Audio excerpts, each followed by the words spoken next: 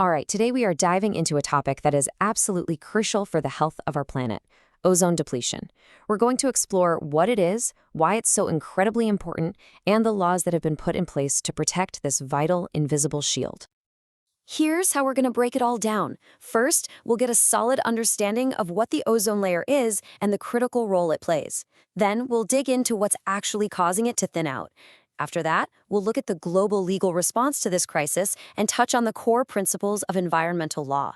And finally, we'll tie everything together with a quick summary to make sure it all makes sense. So, let's kick things off with the absolute basics. What exactly is this essential shield that we call the ozone layer? Okay, first question, what even is ozone? Well, to put it simply, it's a special form of oxygen. You see, the oxygen we breathe every day is made up of two oxygen atoms. We call that O2. Ozone, on the other hand, is made of three oxygen atoms, so its chemical formula is O3. And, fun fact, it's actually a pale blue gas with a very distinct pungent smell. Now, this is where things get really important. There are actually two kinds of ozone, and it's all about location, location, location. Down here near the ground in the troposphere, we have what's often called bad ozone. It's a pollutant, a key ingredient in smog, and it's harmful to us and to plants. But then, way, way up in the stratosphere, we have good ozone. This is the stuff that forms that protective layer, our planet's natural sunscreen, shielding us from the sun's dangerous ultraviolet radiation. So how does this amazing shield get made? It's all part of a really elegant natural process. Imagine this. Powerful UV rays from the sun zap regular oxygen molecules, the O2 we talked about, in the upper atmosphere. This energy splits them into two separate, free-floating oxygen atoms.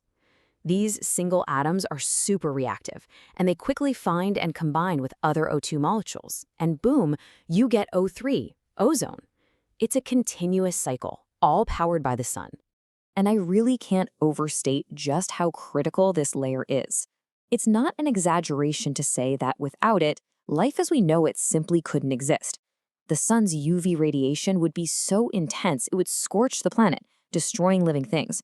Surface temperatures would skyrocket, and Earth would start to look a lot more like Mars, a barren, hostile world. So yeah, the ozone layer is a pretty big deal. Okay, so now that we've established how vital the ozone layer is, let's get to the problem. What exactly is causing it to get damaged? What are the culprits? So when we use the term ozone depletion, we're really talking about two related things. First, the literal thinning of the ozone layer. Its width is decreasing. And second, just a general reduction in the total amount of ozone up there in the stratosphere. So, where is this damage coming from? Well, it boils down to three main categories. A big one is modern technology, specifically some of the complex chemical compounds we've created. Then you have nuclear factors, believe it or not. The release of nitrogen oxides from nuclear events is very destructive. And finally, you have hydrogen oxides, which are byproducts of certain chemical and nitrogen-based industries. And just to give you a sense of how serious that nuclear threat is, scientists estimate that a major nuclear conflict could wipe out anywhere from 50 to 70% of the ozone layer. I mean, that's just a staggering, almost unimaginable level of destruction. But the number one public enemy in this story, the main villain for decades, has been a group of chemicals called chlorofluorocarbons, or CFCs. You might know them by the trade name Freon. For a long time, they were everywhere, in our refrigerators, air conditioners, and in aerosol spray cans. The problem is, when CFCs drift up into the stratosphere, the sun's powerful radiation breaks them apart.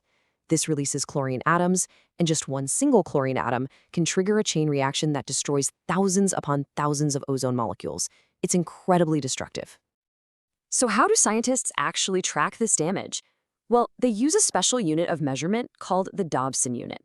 Basically, it's a way to measure the thickness of the ozone layer if you were to compress it all down. One Dobson unit is equal to just 1/100th of a millimeter of thickness. Now, this all sounds pretty dire, right? But here's the good news. The world saw this crisis coming and actually did something about it. Let's look at the international legal framework that was built to tackle ozone depletion. It started in 1985 with the Vienna Convention, which was a crucial first step. It got all the countries to agree to cooperate on research. But the real game changer, the turning point, was the Montreal Protocol in 1987.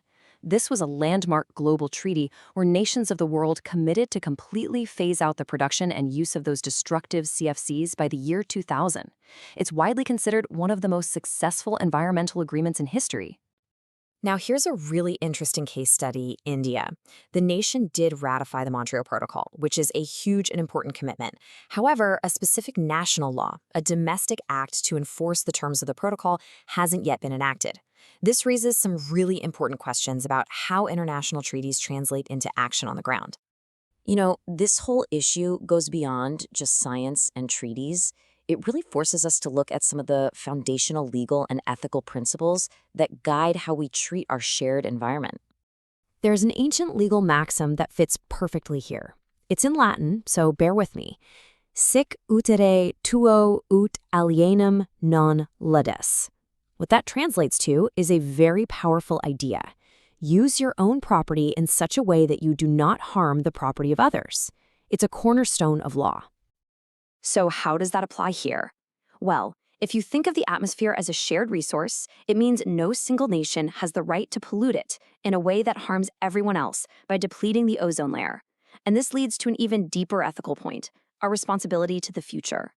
We have a profound duty to pass this planet on to the next generations in at least as good a condition as we found it.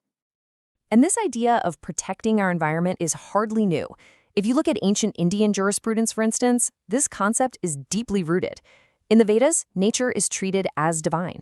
There was the worship of the Panchabhutas, the 5 great elements, which include air and space. There's even a principle of Ruksho Rikshita Rakshataha, which beautifully means if you protect nature, nature will protect you. This isn't just a modern legal idea. It's a timeless ethical command. All right, we have covered a lot of ground. Let's take a moment to pull it all together and run through a quick summary of the key points. Let's trace the whole chain of events from start to finish. Step 1, it all begins with human activity. Step 2, this activity emits harmful chemicals like CFCs and nitrogen oxides. Step 3, these chemicals are so stable they make their way all the way up to the stratosphere where they get hit by UV radiation. Step 4, that radiation breaks them apart, releasing destructive free chlorine. Step 5, that chlorine attacks and breaks down ozone, or O3, causing depletion. And the final result, Step 6, increased UV radiation gets through, harming the entire biosphere. Okay, so for a quick revision, here are the absolute must-know facts. The chemical formula for ozone is O3. The protective shield is the stratospheric ozone. The major enemy we focused on is chlorofluorocarbons, or CFCs. The key global treaty that saved the day is the Montreal Protocol of 1987. We measure the layer's thickness in Dobson units, and the bottom line, a healthy ozone layer is absolutely essential for life on Earth. And I'll leave you with this final thought to consider. When a country signs on to a major international treaty but doesn't follow up with a specific national law to enforce it, what does that actually mean for making change happen on the ground? What are the real-world implications for enforcement? It's a complex and important question in environmental law.